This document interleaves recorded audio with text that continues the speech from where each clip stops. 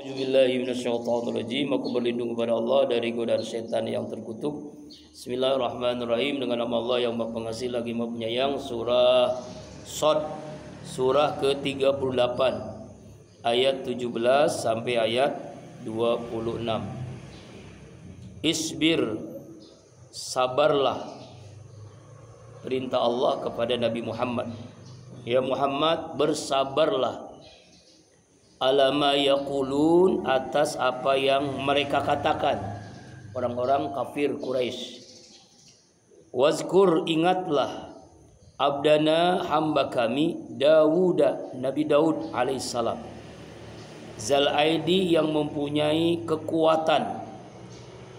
Innau, sungguhnya dia Nabi Daud, awwab, orang-orang yang kembali kepada Allah. Ya, atau awwab itu bisa artinya adalah orang-orang yang sangat-sangat taat kepada Allah.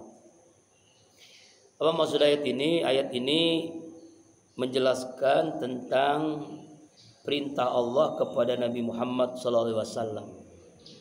Jadi kalau Allah merintahkan kepada Nabi, juga kepada kita, maksudnya ya, kepada umatnya Rasulullah SAW, yaitu tentang ya bersabar.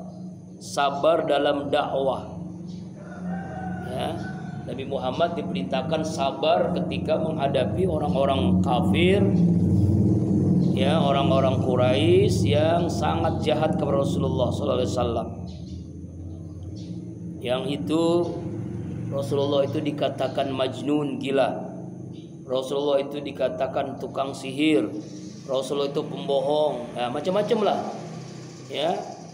Dulunya sebelum diberikan wahyu, orang kafir Quraisy itu mengatakan Muhammad itu al-amin, jujur, amanah, dapat dipercaya. Setelah turun Al-Quran, berubah tuh. Dulunya mengatakan jujur, al-amin, amanah, sekarang pembohong, tukang sihir dan sebagainya. Nah, karena itu Allah perintahkan kepada Nabi Muhammad, isbir, sabarlah. Sabarlah ya Muhammad, alama yaqulun, atas apa yang mereka lakukan, mereka katakan. Sabar. Ya. Wazkur, ingatlah, abdana, hamba kami. Siapa dia? Daud, Nabi Daud alaihissalam, Zil Aidi, yang memiliki kekuatan. Kalau kita lihat sejarah Nabi Daud itu sama dengan satu pongkolnya sama, Pak, Nabi Ibrahim. Nabi Ibrahim makanya disebut dengan bapaknya para nabi, Abul Anbiya. Punya anak 2 dari istrinya yang 2, yaitu Siti Hajar, Nabi Ismail, Siti Sarah, Nabi Ishak. Dari Nabi Ishak itu melahirkan punya anak namanya Nabi Yakub. Dari Nabi Yakub, Nabi Yusuf.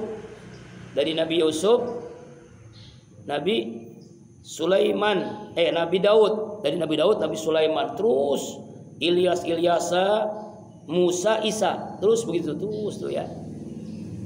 Nah, Zakaria, Imran, Maryam, terus tuh. Kan dari Nabi Ishak.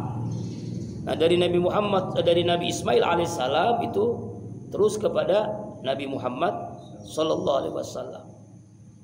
Ya, nah, banyakkan Nabi itu dari Nabi Ishak, Pak, lebih umum. Ya, dari Nabi Ishak. Tapi kalau dari Nabi Ismail itu hanya satu, yaitu Nabi Muhammad SAW. Ini yang menyebabkan orang-orang Yahudi tidak mengakui ya bahwa Nabi Muhammad itu Nabi. Ya, Nabi yang terakhir itu ya Nabi Musa. Sama juga dengan agama Kristen, Nasrani. Ya, bahkan Isa itu bukannya sekedar nabi, dia adalah anak Tuhan. Nah, inilah pongkol awalnya tuh adanya agama Yahudi dan agama Nasrani. Nah, kembali lagi Nabi Daud ini ya memiliki keistimewaan. Nabi yang memiliki kekuatan. Ya, kekuatannya apa? Kekuatan dalam segala hal.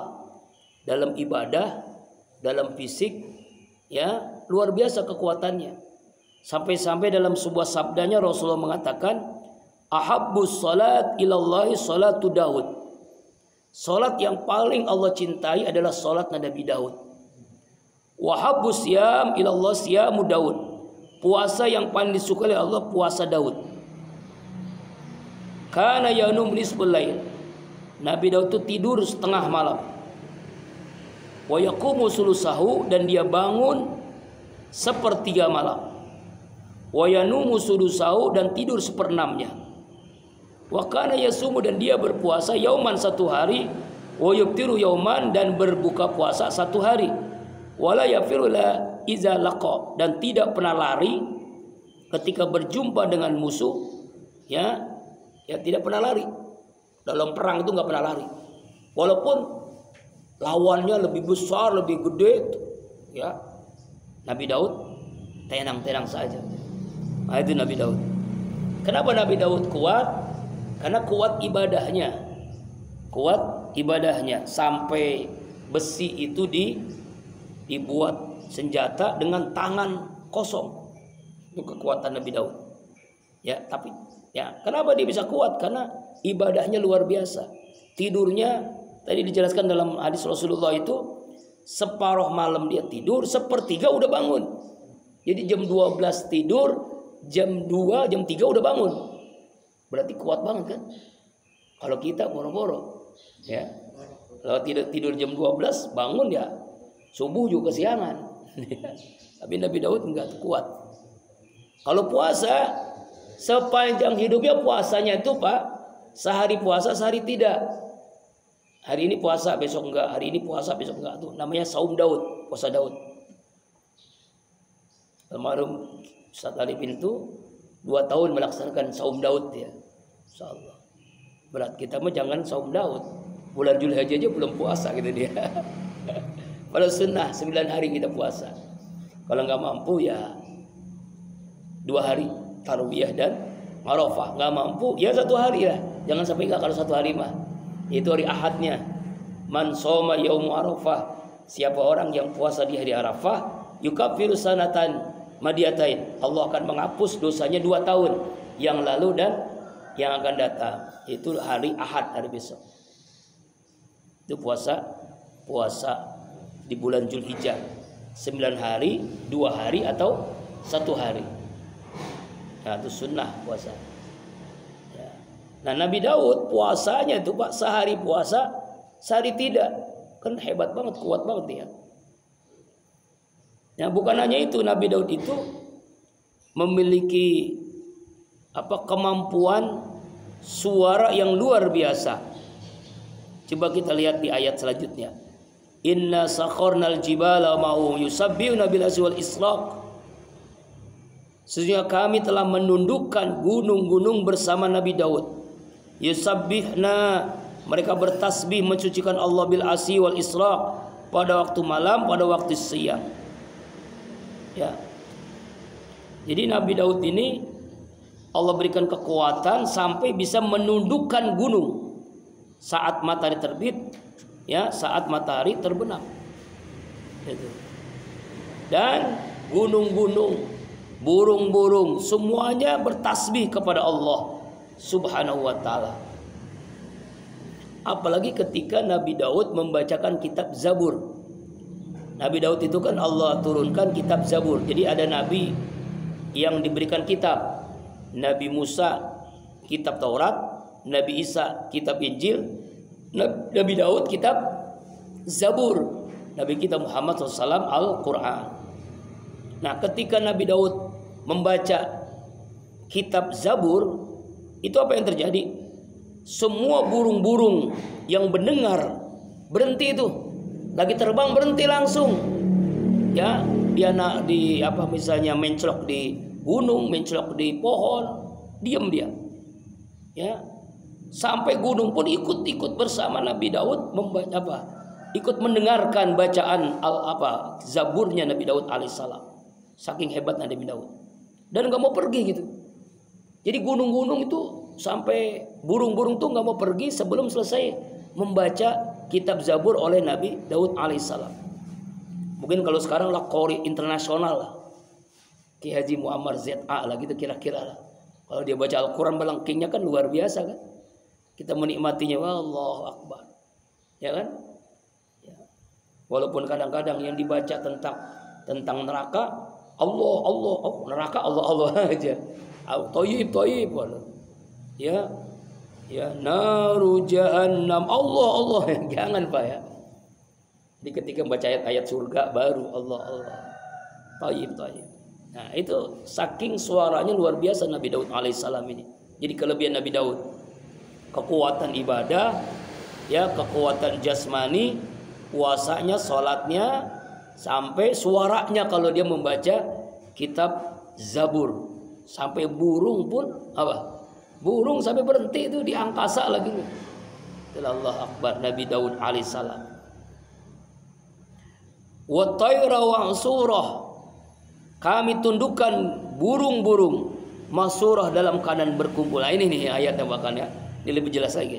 Jadi gunung-gunung itu sampai ketika di udara, ketika terbang, burung, banyak burung mendengar suara Nabi Daud membaca Zabur, berhenti dia.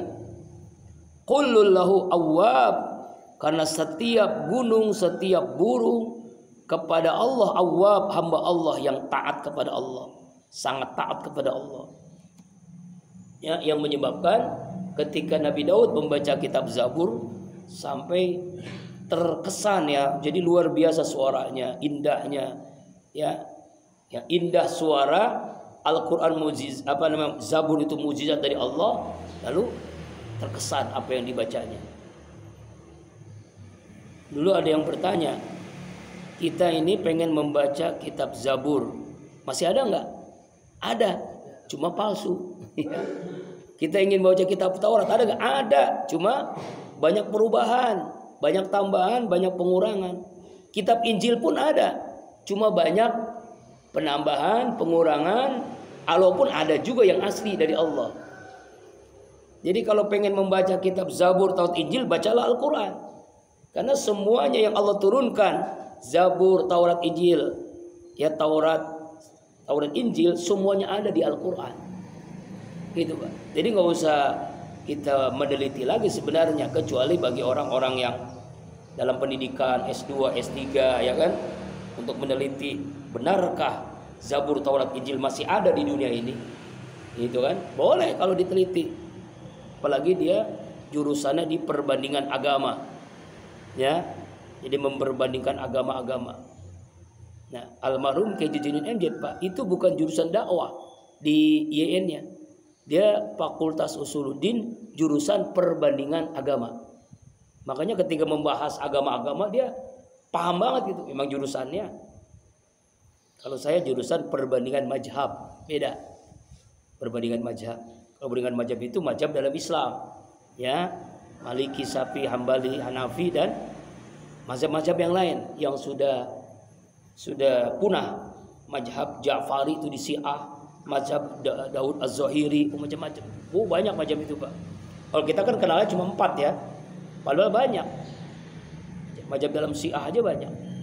Ya, itulah perbandingan mazhab, beda dengan perbandingan agama.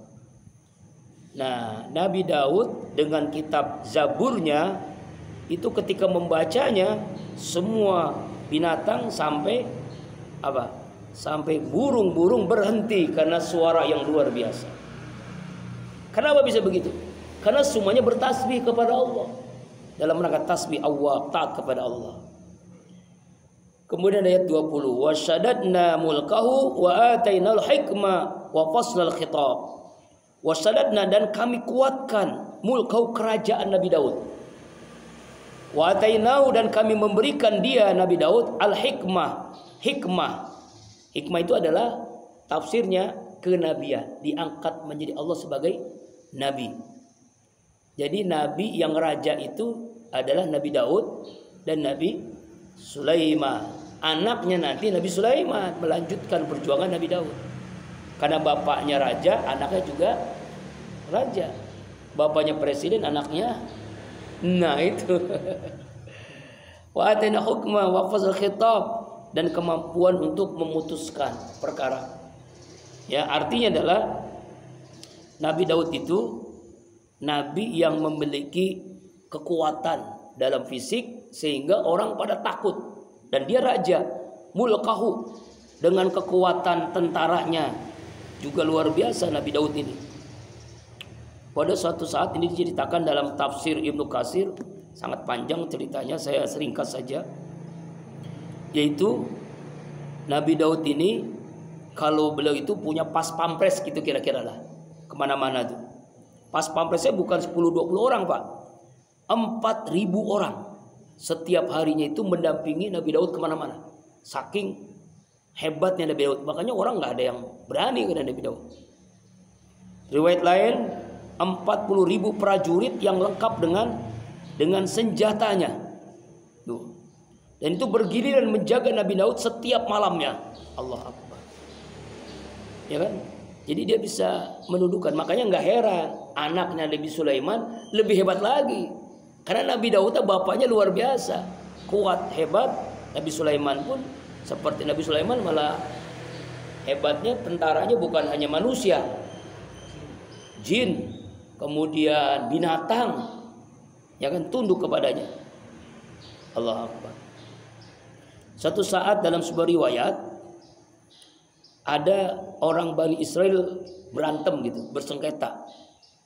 Lalu melaporkan keduanya kepada Nabi Daud. Salah seorang mengatakan bahwa lawan perkara telah mencuri seekor sapi miliknya. Yang satu mengatakan saya nggak mencuri, bohong dia. Yang menuntut tidak punya saksi, nggak ada saksi. Lalu karena nggak ada saksi, Nabi Daud nggak bisa memutuskan, dimenangguhkan keduanya.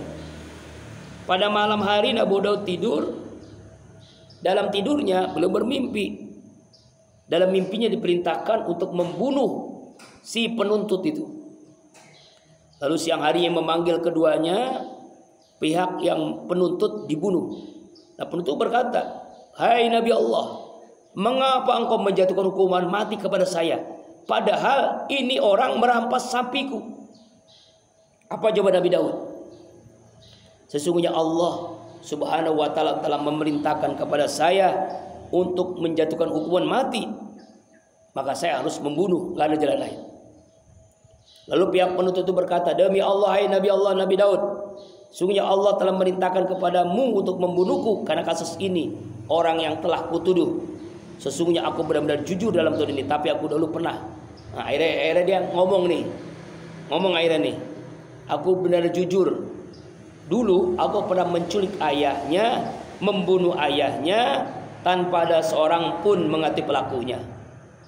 Ya, akhirnya jujur juga dah. Tapi apa yang terjadi? Tetap Nabi Daud dengan keputusannya mengeksekusi orang ini. Itu. Allahu Akbar. Itulah Nabi Daud alaihissalam. Ini yang menyebabkan di kalangan Bani Israel itu Nabi Daud itu makin wibawa, makin disegani, makin kuat. Nggak ada yang berani dengan Nabi Daud alaihissalam. Ya, Nabi Daud alaihissalam. Wa ataina hikmah. Allah berikan hikmah. Ya, jadi dalam surah Al-Baqarah Pak, Allah menjelaskan yu'til hikmah may yasha wa may yu'tal hikmah faqad utin khairan katsira. Allah memberikan hikmah kepada hambanya yang Allah kehendaki. Dan Allah kalau sudah memberikan hikmah, orang itu mendapatkan karunia yang sangat besar. Kira-kira zaman sekarang ada nggak hikmah? Ada. Kalau nabi namanya mujizat, kalau wali namanya karomah. Karomah itu kalau orang kampung, orang kita nyebut keramat lagi. Ya, keramat, karomah. Yang waktu saya merasakan karomah almarhum Ustaz Arifin itu ya. Waktu itu zikir akbar di Masjid Al-Amru Bittaqwa. Gelap, luar biasa gelapnya. Artinya sekian menit lagi akan hujan karena geluduk. Padahal zikirnya bukan digini Pak, bukan ada bukan ada yang di dalam masjid, cuma karena jamaahnya puluhan ribu, banyak yang di luar, nggak ada tenda, jadi tendanya ya langit gitu kan. Jamaah udah ketakutan nih, kayaknya udah mau hujan nih, lalu mengajak jamaah, mari kita berdoa kepada Allah. Doanya saya ingat banget tuh, Allahumma Rabba Jibril wa Mikala wa Israfil. Jadi menyebutkan nama-nama malaikat. Ya Allah, engkaulah Tuhan malaikat Jibril, makasih. Tuhan malaikat Israel, Tuhan malaikat ini. Sebutin nama-nama malaikat. Berdoa kepada Allah. Ya Allah, tunda, pindahkan hujan ini ya Allah. Karomah nih namanya karomah nih. Lalu apa yang terjadi? Itu saat itu langsung terang. Matahari ya gelap tapi jadi terang. Ternyata kata orang-orang nih, kesaksian orang, itu di daerah Sawangan, daerah Parung hujan lebat. Di Depok itu di Al-Amr Bitaqwa nggak hujan. Dipindahin oleh malaikat atau jin kali ya. Karena dia menyebutin nama malaikat. Malaikat lah ya. Dipindahin. Jadi bukan pawang hujan, Pak, bukan pawang hujan. Ini doa. Kalau pawang hujan kan memang dia bersekutu dengan jin yang bisa memindahkan apa itu hujan. Seperti siapa tuh yang cewek itu tuh? Siapa? Nah ya itu ya, pakai apa itu? Wah, kayak hujan juga kan? Ya Allah, itu beda. Beda. Nah arti itu diantara karomah namanya. Tapi itu sekali aja Pak, nggak bisa berkali-kali Pak. Kalau Allah tentukan hujan ya hujan. Ya sekali aja ya. Sama seperti Nabi Musa kan sekali aja. Kapan tongkat Nabi Musa jadi ular? Ya ketika ngelawan Fir'aun. Setelah nggak ada lawannya, nggak ada tongkat itu jadi ular lagi, enggak. Tongkat biasa aja. Itulah namanya mujizat. Karomah juga begitu sekali-kali. Dan itu bisa diberikan kepada zaman sekarang. Bisa jadi. Orang nggak terkenal di dunia, terkenal di langit. Bisa jadi. Wallah siapa? Ya Allah. Makanya penting kita ingin dapat hikmah. Hikmah itu kalau orang pesantren namanya ilmu laduni. Tahu ilmu laduni Pak? Ilmu yang Allah berikan kepada hambanya yang berdekat dengan Allah. Dekat dengan hambanya, Allah itu dekat dengan hambanya. Maka Allah berikan ilmu yang tanpa proses dia sekolah, kuliah, atau pesantren sekalipun. Ilmu dari Allah. Ya, tapi memang prosesnya panjang. Harus ada mursyid, harus ada guru. Sebab kalau nggak ada guru nanti gurunya setan. Bahaya juga nanti. Gue dapat ilmu laduni nih, apa bisa terbang? Nah itu mah bukan terbang. Ilmu laduni sekarang beda Pak. Bisa jadi ilmu laduninya beda. Saya dulu pernah belajar manajemen tawakal. Orang yang nggak terkenal, ahli IT dia. Zaman itu yang belum zaman sekarang ada medsos. Luar biasa itu, Masya Allah. Jadi Allah berikan ilmu, ya, yang Allah berikan lewat kedekatan dia kepada Allah. Ya, mursyid lah, sebut mursyid, masih muda. Tapi udah lama nggak ketemu ya. Manajemen tawakal, dulu belajar tentang tawakal, Masya Allah. Itu luar biasa tuh ilmunya. Itu laduni. Makanya banyak orang-orang yang Allah berikan itu. Seperti almarhum yang meninggal di Mekah, Zubair ya.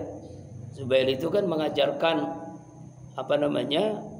kalau membuat rezeki seret katanya. Amalan rezeki seret. Kenapa orang rezeki seret diantaranya meludah sembarangan, meludah depan pintu, meludah depan jendela itu nggak boleh Pak. Itu rezeki seret. Apalagi sampah di dalam rumah yang tidak dibuang atau ditaruh di tempatnya. Nah ini itu rezeki seret tuh, penyebab rezeki seret diantaranya itu. Ada piring kotor, pakaian kotor nggak dicuci, berantakan. Nah itu rezeki seret tuh. Alhamdulillah santri rezekinya lancar karena bersih dapur bersih banget, kamar bersih banget, yang bersih mah. Makanya kebiasaan saya Pak tuh kalau sebelum tidur tuh ngelihat di dapur masih ada piring kotor nggak betah ngeliatin dia. Itu ya memang itu diantaranya Pak. Hal-hal yang sederhana itu rezeki seret kata Kiai Zubair itu diantaranya penyebabnya ada yang kotor di rumah, di dapur kayak di kamar mandi kayak di mana ada yang kotor, maka segera rapihin piring kayak panci kayak ya mungkin karena istri kita capek gitu kan. Nah kita lah yang bersihin kompor. Itu rezeki seret, penyebab rezeki seret itu Kiai Zubair. Nah ilmu itu kan lewat proses apa dia? Proses ya kedekatan dia kepada Allah diantaranya. Nah hikmah ini Allah berikan kepada Nabi Daud. Kitab Zabur, kekuatan jasmani yang luar biasa. Yang ini Allah jelaskan kepada Nabi Muhammad SAW supaya contoh dong, sabar seperti Nabi Daud, sabarnya Nabi Daud, kekuatannya begitu. Nah berarti juga kepada kita, kepada umatnya, ya, wa fasal khitab, dan kemampuan untuk memutuskan berbagai macam perkara. Ayat 21. Wal ataka Nabaul khosmi itu ada huruf mim ya. Jadi kita wajib berhenti mutlak. Apakah telah datang kepadamu ya Muhammad nabul khosmi, berita-berita orang yang bersengketa, berantem istilahnya. Orang yang berantem. Itasawwarul mihrab, mereka ketika mereka memanjat dinding tempat ibadahnya Nabi Daud alaihissalam. Ya. Artinya ayat ini Allah Subhanahu wa taala menjelaskan tentang kepada Nabi Muhammad, ya Muhammad, tahukah kamu? Ya kan? Ini kan bentuknya pertanyaan. Kisah tentang berita orang yang bersengketa ketika mereka memanjat dinding mihrab. Dindingnya mihrab itu artinya, jadi Nabi Daud itu punya tempat ibadah mihrab. Kalau kita mungkin ya masjid lah ya, kalau kita masjid. Masjidnya Nabi Daud. Ya, dia naik ke dinding tuh, kisahnya itu. Nah, Allah jelaskan dalam ayat ini. Ya. Yaitu tentang bagaimana ya orang yang ada di sana itu ya tempat yang Allah muliakan, yang Nabi Daud itu punya tempat khusus. Jadi kita itu harus punya tempat khusus, Pak. Mihrab namanya. Ya, untuk zikir pribadi. Ya, namanya uzlah. Kalau Rasulullah itu Gua Hiro kan? Ya, kalau kita masjid ya tempat i'tikaf. Tapi juga rumah juga harus jadikan masjid. Kata Rasulullah itu nawwiru buyutakum bitilatul Qur'an wassalah. Terangi rumah kalian dengan bacaan Al-Qur'an dan salat. Yang dimaksud salat di sini maksudnya rumah untuk salat sunnah, bukan salat wajib, Pak ya. Jadi salat sunnah itu lebih utama di rumah, di kamar. Makanya kalau bisa punya musola sendiri di rumah. Gitu. Punya musola sendiri, tempat zikir kita berlama-lama berdua-duaan dengan Allah. Ya, punya tempat zikir. Saya perhatikan dengan rumah-rumah ulama tuh memang begitu, Pak. Dan saya pernah diajak langsung ke kamar almarhum Ustaz Arifin, almarhum Kiai Uzairon saya berdua tuh sama. Saya pulang sini ikut abang kemana? Ke kamarnya Kiai Haji Uzairon almarhum. Di depan kamarnya, tempat mihrabnya, zikirnya itu depannya apa Pak? Kain kafan. Ustaz Arifin juga sama, kain kafan. Ini apa nih? Kain kafan. Masya Allah. Jadi beliau itu sudah nyiapkan kain kafannya. Jadi orang-orang soleh itu Pak, kalau ingin ibadahnya khusyuk, siapkan kain kafan. Jadi jangan sampai kita mati itu diukur-ukur sama orang, ya, sama amil. Kenapa? Karena belum tahu berapa panjang yang diukur-ukur kan akhirnya ya. Nah kalau ulama-ulama itu sudah punya bikin kain kafan. Sebelum meninggal itu sudah siap. Dan itu memang udah kekhusyukan. Ya. Kain kafan tuh Masya Allah. Bayangkan kalau pejabat-pejabat, setiap pejabat punya kain kafan di tempat meja kerjanya. Insya Allah gak bakal korupsi dah. Gak bakal korupsi itu ya. Gak bakal zolim sama rakyatnya. Allah, kain kafan. Jadi udah punya Pak. Udah punya Pak? Belum ya. Sebab takut kalau sekarang beli kain kafan besok mati gitu ya. Ya kan mati bahkan hanya Allah yang nentuin ya. Ya Allah Rabbah. Itu sampai begitu Pak. Jadi pelajaran. Nah Nabi Daud itu punya mihrab, tempat ibadah. Tiba-tiba ada orang yang naik ke mihrabnya. Naik ke mihrabnya tuh. Ya kan padahal tempat itu sangat-sangat steril lah. Steril dari penjagaan. Tadi kan kita tahu kan 40.000 pengawalnya. Tapi karena hebatnya orang ini memiliki ilmu yang luar biasa, itu bisa naik ke mihrabnya Nabi Daud alaihissalam. Nah, ya Daud alaihissalam. Nah itu diantaranya ya. Nah, tapi memang tidak diceritakan secara lengkap di dalam ayat ini, hanya untuk apa? Maksudnya adalah Allah menjelaskan cerita ini supaya ada orang yang juga jahil jahat kepada Nabi Daud. Ya kan? Walaupun orang ibadahnya rajin, tekun, tapi ada juga orang yang ingin mencelakainya maksudnya. Sampai mampu naik ke mihrabnya Nabi Daud tadi, tempat ibadahnya Nabi Daud.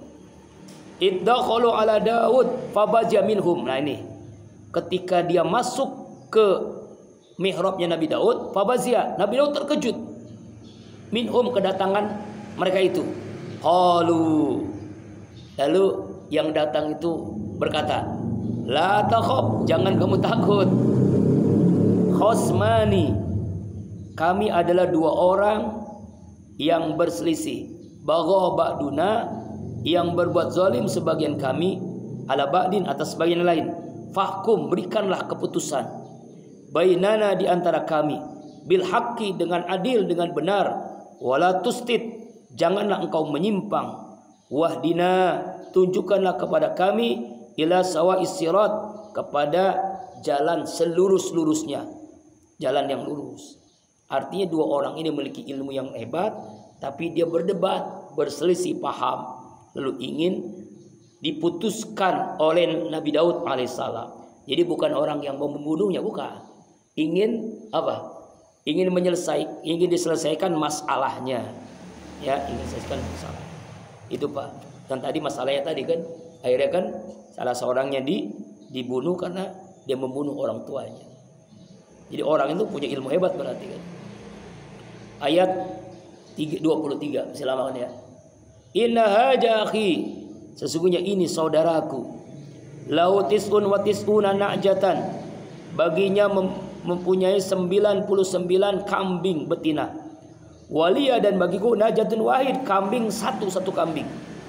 Faqala, lalu dia pemilik kambing yang banyak 99 itu, akfil niha, serahkanlah kambing yang satu itu. Wazini, dan dia telah mengalahkan bil khitab, di dalam perdebatan itu. Nah, ini masalah kambing ya. Jadi perdebatan apa? Antara dua orang tadi, yang satu orang memiliki 99 kambing, yang satu orang cuma satu kambing. Berdebat. Nah, yang 99 ini pengen yang satu kambing itu milik dia. Nah, akhirnya dia mengalahkan saya, maka kambing itu harus diambil olehnya. Allah Akbar.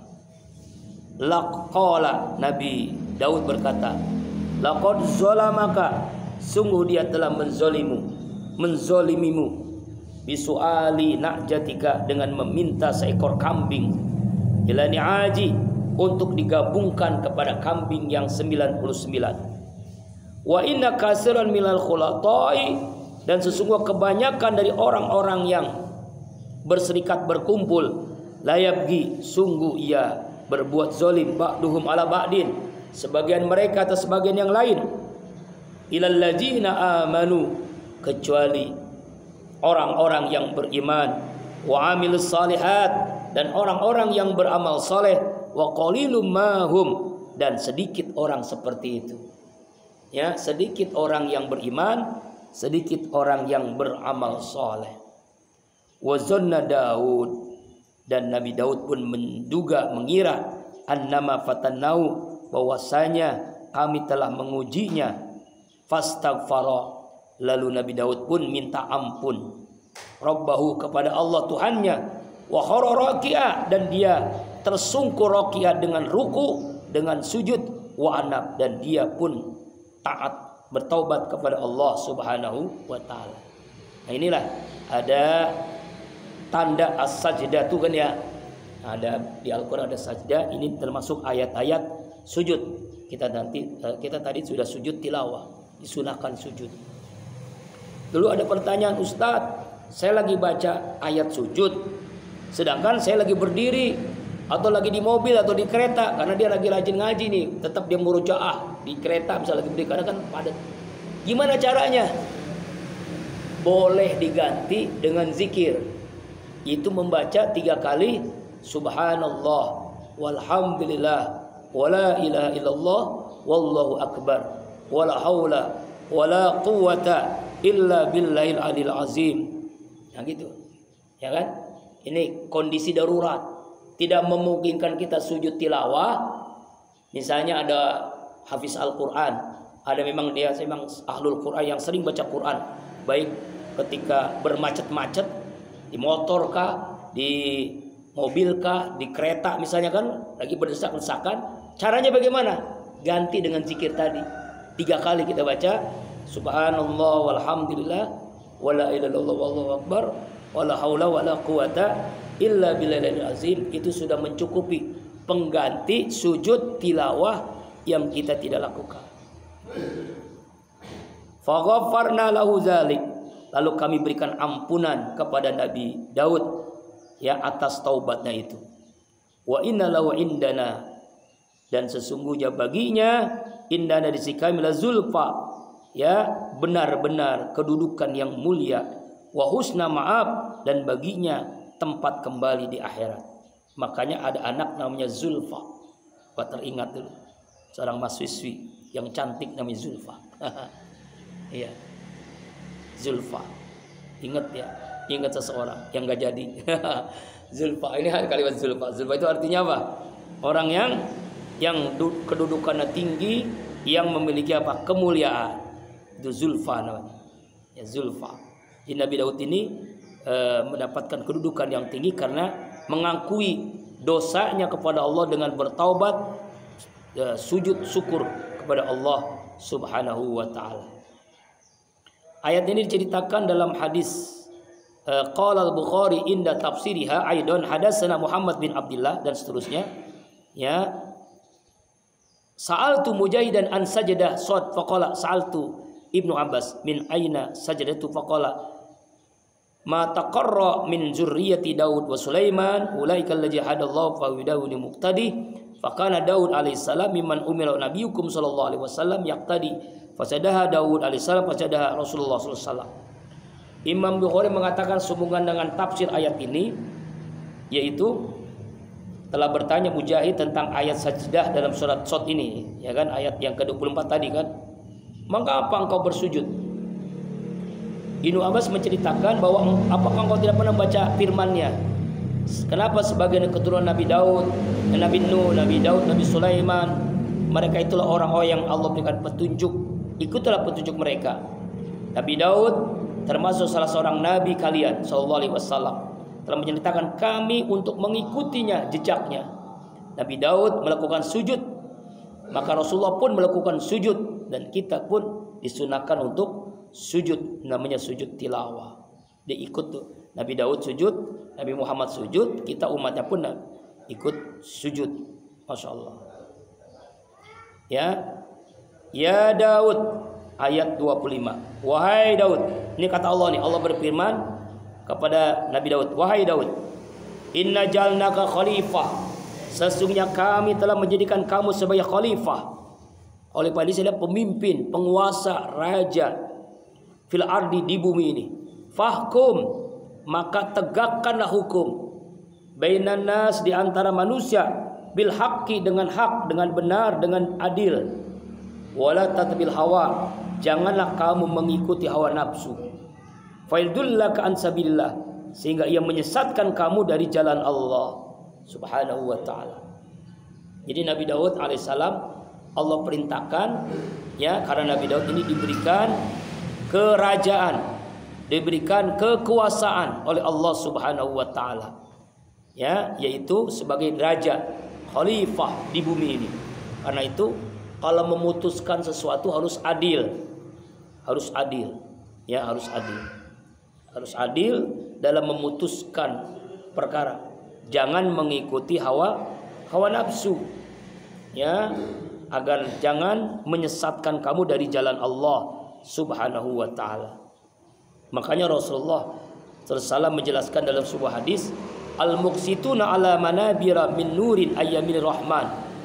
Orang-orang yang adil, pemimpin yang adil, hakim yang adil, ya, yang adil, apa kata Allah? Allah, dia itu berada di atas mimbar-mimbar dari cahaya. Di hari kiamat nanti berada di sebelah kanannya Allah, Ar-Rahman Yaminil Rahman, yang ada di hadapannya sebelah kanan orang-orang yang berlaku adil terhadap keluarganya dan diberikan kepercayaan untuk menguruskan urusan kepada mereka. Inna haban nas ila yaumil qiyamah aqrabu minhu majlisan imamun adil. Sesungguhnya manusia yang Allah paling cintai di hari kiamat adalah orang yang paling dekat kedudukannya, dan dia adalah pemimpin yang adil. Wa inna abudun nas ila Allah yaumal qiyamah asyadda azaban imamun jair. Sungguhnya orang yang paling dibenci oleh Allah adalah orang yang paling keras azabnya, yaitu imam yang zalim, pemimpin yang zalim. Pemimpin yang adil, pemimpin yang Allah sangat cinta. Pemimpin yang zalim, pemimpin yang Allah sangat murkai. Innal ladzina yudilluna an sabilillah. Sesungguhnya orang-orang yang tersesat dari jalan Allah, lahum bagi mereka azabun syadidun, azab yang sangat keras, sangat berat. Bima nasu naumal qiyamah, disebabkan mereka telah melupakan. Ya, melupakan apa? Melupakan yaumul hisab, hari pembalasan. Kenapa orang zalim? Karena dia lupa dengan azab Allah, lupa dengan murka Allah di hari perhitungan nanti. Wallahu a'lam bishawab. Mudah-mudahan kita bisa dapat mengambil ibrah ayat 17 sampai 26. Allahumma arhamna bil Qur'an. Jamaah